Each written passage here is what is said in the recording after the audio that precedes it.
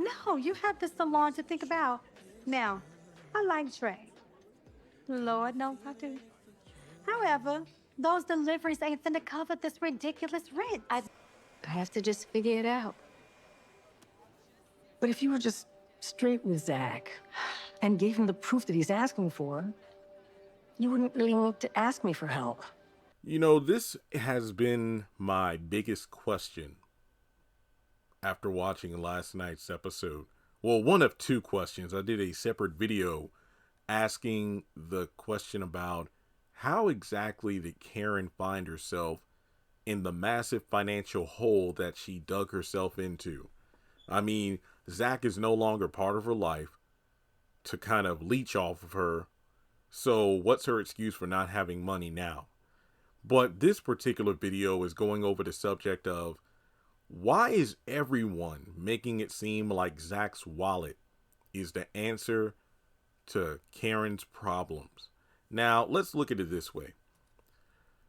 She's about, give or take, 5-ish months pregnant. So she has about, let's just say, for simplicity's sake, 4 months to go. Let's just say she has 4 months to go. And this, show is moving at a decent pace compared to Tyler Perry's writing, but 4 months is still quite a bit of time, unless there is another time skip or something like that. But even if Karen does take the DNA test, like let's say, we do know she's going to the hospital in the next episode, but let's just say that in the timeline of the show, she gets the DNA test and then later that same week, oh, wait, it's Zach's baby. This man is not obligated to give any money until the baby is born. And that's still 4 months away. And Karen, I don't even know why Mama Lisa's cutting a check for Karen, because the money that was supposed to pay for that month's rent on the building, the auto pay didn't go through. And Karen got on Pam's case because apparently her ordering a bunch of stuff for the salon and her own hair care products, that created the mess. And that's why she had to come out of her own personal account in order to pay for the rent for the building. Now, we don't know exactly how much the check was that Miss Lisa cut for her daughter. Somebody online said, wow, did you notice Karen's face when she saw the check? I don't know if that was like a face of disappointment that she had to rely on her mom to bail her out, or the fact that the check wasn't really all that big. This wasn't like the check that Andy cut for her when she needed the repairs done. And she's like, whoa, you just writing a check this big? Don't worry about it. Just, I know you'll pay me back when you can. So it just makes you wonder about the situation. In terms of money, where did Karen go wrong? And in my other video I talked about, I'm like, at this point, are we to just assume that $77,000 Zach gave her or repaid her is just gone and is unaccounted for? Because that, from her taking out a business loan from the bank, not to mention the check for the money that it would have cost to fix up the building, aka the check that Andy cut for her. She has to pay back the loan from the bank. She's steadily paying back Andy. She has to pay monthly rent on this building. And that doesn't account for all the other, fees and expenses. Like whatever money is made from the salon, you got to subtract the electric bill. You got to subtract supplies, like, for the, clients and whatnot, like hair care products and whatnot. Employees have to be paid. And Lord have mercy, I would hope that this building has insurance. So that's like 4 things already coming from the overall amount of money brought in by the salon. And I maybe I forgot to say electric. Hang on, what did I say? The money from the salon, supplies, rent, electricity, employee pay, and insurance. Yeah, that's like 5 things right there. And then, of course, she has like her own rent for her apartment. assuming her car isn't paid off. You know, she has a monthly car note and other expenses like food and gas and whatnot. So Karen is just like so over her head now. And it just makes you wonder, like, what did her mom think when she decided, like, Mom, I want to open a salon? It's like, where did that come from? And I'm not dogging her dream. No, please do not get me wrong. I'm not dogging her dream, but it's just like, what was her plan? Keep in mind, like, was her credit messed up? Because remember, Andy was the one that put up the money for her to open a salon in the first place. Was she unable to get a bank loan then because maybe her credit wasn't that great? And I don't think you can blame that all on Zach. But then again, I don't know, because she apparently was giving him a lot of money and his family and crap like that, aka $77,000 of things he ran up, which again is very imagine, like, if you, and I'm not counting marriage, I'm talking about just a regular relationship, you and your significant other or your ex, whatever you want to call it in that category, things didn't work out. And let's say one person has a full tally of, here's everything I bought for you. Here's that candy bar I bought for you 2 years ago that cost $1.65.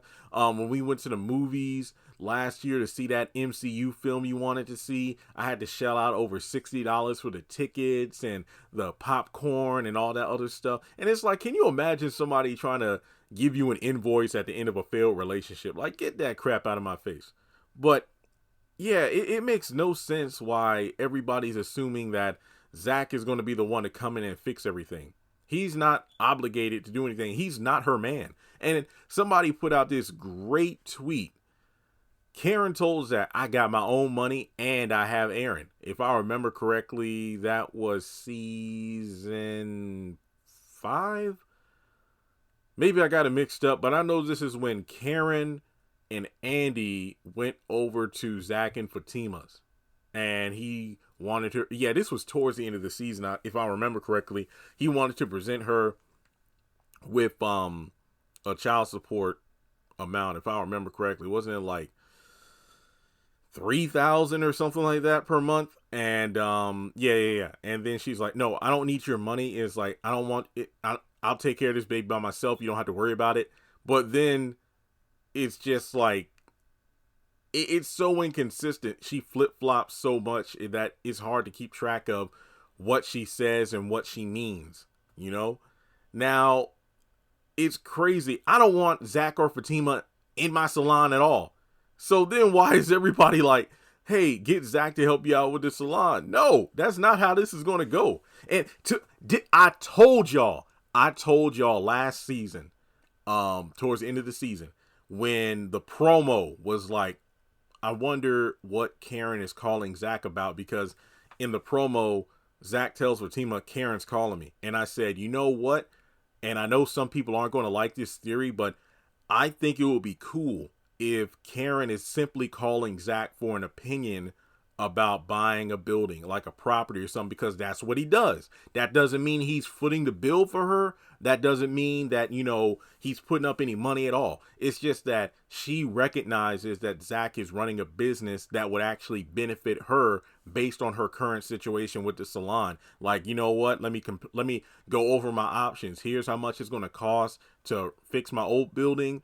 But hey, Zach, you either have some properties that your company's currently working on, or you know some people in the realtor game that could kind of point me in the right direction. Now, again, that's not Zach being obligated to help her out in any way. It's just that Karen knows that he is a potential resource to help her get to where she wants to go. No strings attached, no handouts. It's just, hey, I know you work in this particular field. Could you help me out so I can get my business up and running as quickly as possible and as inexpensive as possible?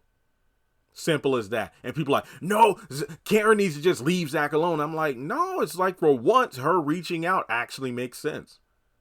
It actually makes sense. But that could have been her best bet. Obviously, you know, Zach was more than willing to help out. He cut her that check because he made the promise that I'm going to help you rebuild the salon. What did she do? Well, he gave it to Pam because Karen wasn't there at the moment. She ripped it up, called him, cussed him out, then went down to the salon to start some stuff.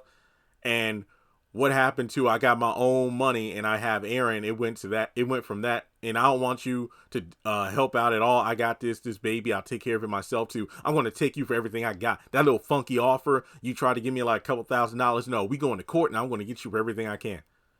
It's just like, wow. So in what world do you think Zach would have any obligation to help her out? Because child support is for the child, not her failing salon. Let me say that again. Child support is for Zach and Karen's child, if it is his, not the failing salon. And it just makes you wonder, if Karen already knows Zach isn't the baby daddy, why is she holding on to this lie?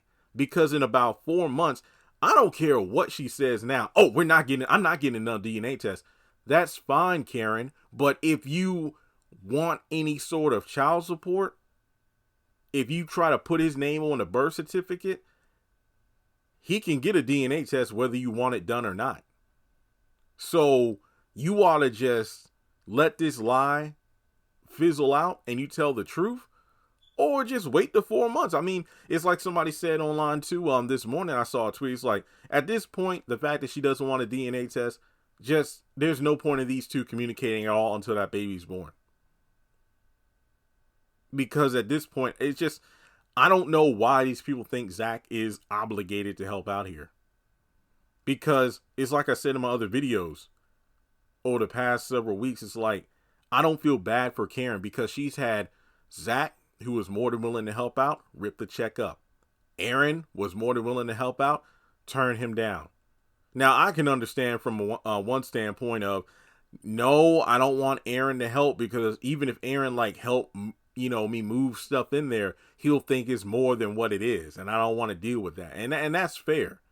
But in terms of how it's either you needed to change careers or let one of these people help you. It's just, I don't know. It just seems like maybe Karen just didn't want to be in a position where she would be indebted to anyone, not counting Andy.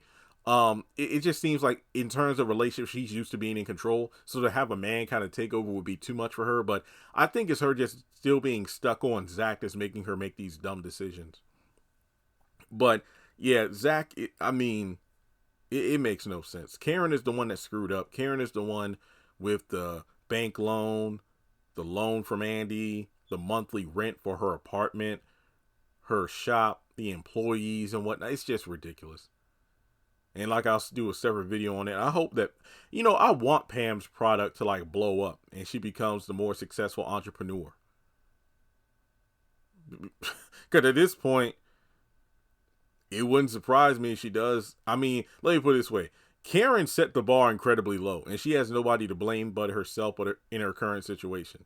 She irresponsibly had sex with two men, unprotected sex with two men within a short span of time, leaving it to where it's a mystery of who the baby daddy is.